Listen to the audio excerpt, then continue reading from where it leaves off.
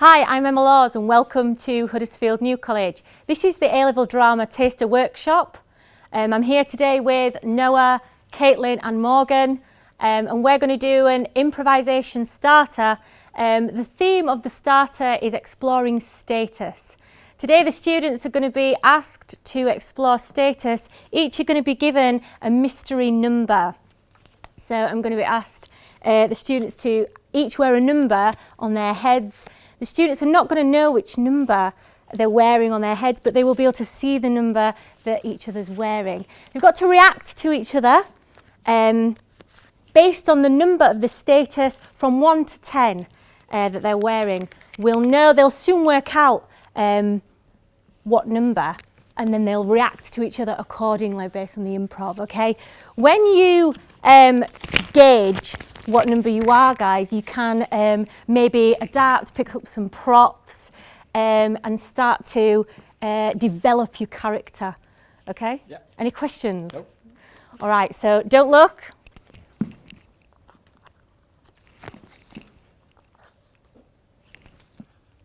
Okay, so the scenario is that we are at a bus stop or bus shelter. It is timeless, so we can be anywhere.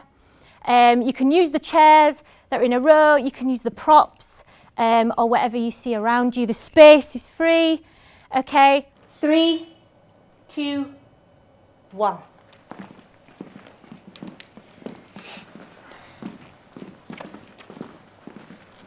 Hello. Hi. Oh. Are you getting on the bus? Yes, that would be what the stop is for. Okay. Alright. You getting on the number 3? Nope, number 7. Oh. Believe me, not going down your end. Do you know when the next bus to Leeds is? Think it's at 12:15. Weather's cold, isn't it? Freezing. I need a coat. Oh, you can borrow mine if you like. I wouldn't. Please? Yeah, why not? No, it just looks a nice coat, bit of money. Oh. You're honestly so generous. I haven't felt warm since last week. How are you getting on the bus? I was hoping that somebody might have a little bit of money, but... Nope. Because I don't have any. You could borrow some of mine. Really? Yeah, of course. Anything else of hers you want to take? No. So we're studying Bronte by Polly Teal, and it's interesting now, just after a simple improv, what links we can make with the text and characters in Bronte.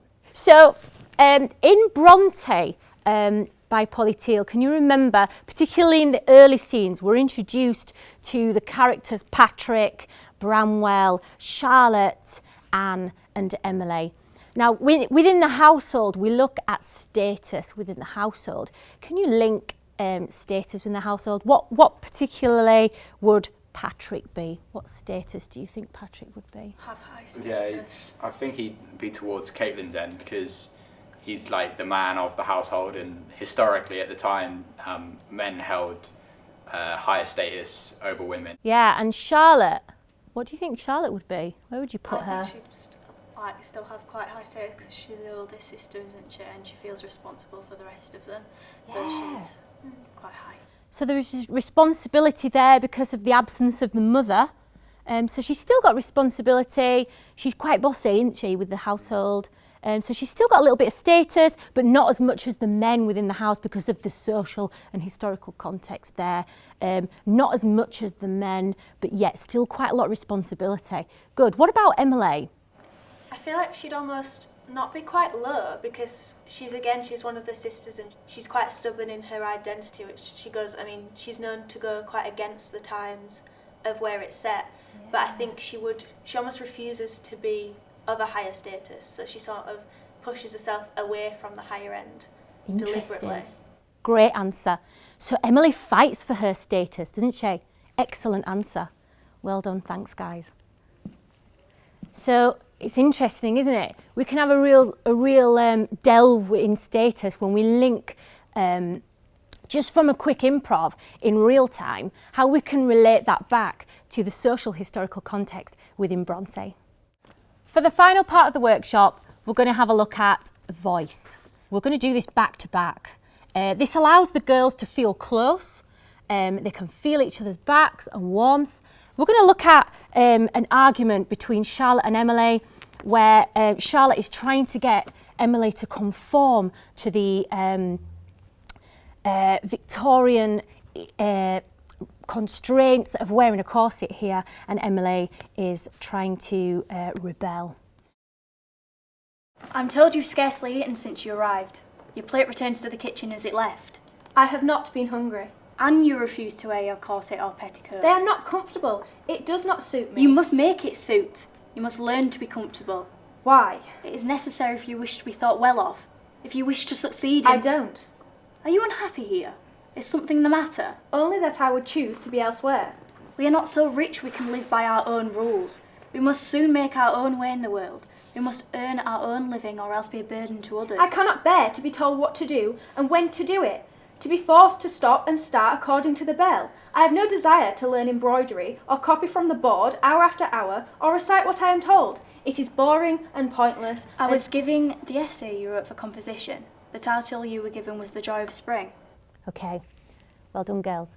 In a few lines ago, we had a couple of lines saying lights out, and there was an idea of after a certain time, it was bedtime, and the rules were that there was not much talking allowed going on. So with this, you must adopt a stage whisper, so top-entailing our words, a bit more diction, okay, with a heightened energy now, okay? So the energy is talking to each other as if you don't want to be heard. Bit more urgency, okay? And Caitlin, a little bit more dominance with a bit more venom in there. You do not want to be told what to do. And Morgan, a little bit more authority beneath some of those lines. Okay, let's see how that runs now on a stage whisper on the breath. Okay, take it back to the beginning. I'm told you've scarcely eaten since you arrived. Good. Your plate returns to the kitchen as it left. I have not been hungry. And you refuse to wear your corset or petticoat. They're not comfortable. It does not suit me. You must make it suit. Spit those lines. You must learn to become Better. Why? It is necessary if you wish to be thought well of. If you wish to succeed. I don't. Are you unhappy here? Is something the matter? Only that I would choose to be elsewhere. Excellent. We are not so rich we can live by our own rules. We must soon make our own way in the world. We must earn our own living, or else be a burden to others. I cannot be bear to be told to do what all day and when to do it. To be forced to stop and start according to the bell. I have no desire to learn embroidery or copy from the board hour after hour and recite what I am told. It is boring and pointless. And I was given the essay you wrote for composition. The title you were given was The Joy of Spring. Well done. That was excellent. Did you feel there was so much more feeling there? Mm-hmm. Yeah. I felt that it gave me the hairs on my arms were standing on end.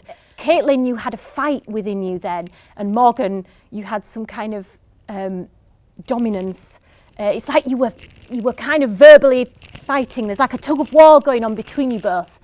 Can you now think of a line to say before every line that you might be thinking in your mind? I could maybe add like just like a sound, like a frustration Yeah. instead. Yeah, like an added, or what about, for goodness sake? Mm-hmm. Yeah? And what would your retaliation be? It would probably like almost be something so simple as just like no, because she's quite a stubborn character, so she don't want to engage in this conversation. She doesn't want to be here. So it'd probably just be something quite simple. No, and that is a really good, it's a restraint, isn't it? Let's try that. For goodness sake, I'm told you've scarcely eaten since you arrived. Your plate returns to the kitchen as it left. No, I've not been hungry. For goodness sake. And you refuse to wear your corset or petticoat. No, they are not comfortable. It does not suit me. For goodness sake, you make it suit. You must learn to be comfortable. No, why? For goodness sake, it is necessary if you wish to be thought well of. If you wish to succeed in... No, I don't. For goodness sake, are you unhappy here?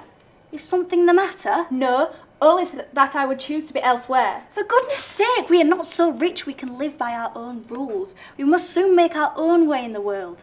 We must learn our own living or else be a burden to others. No, I cannot bear it.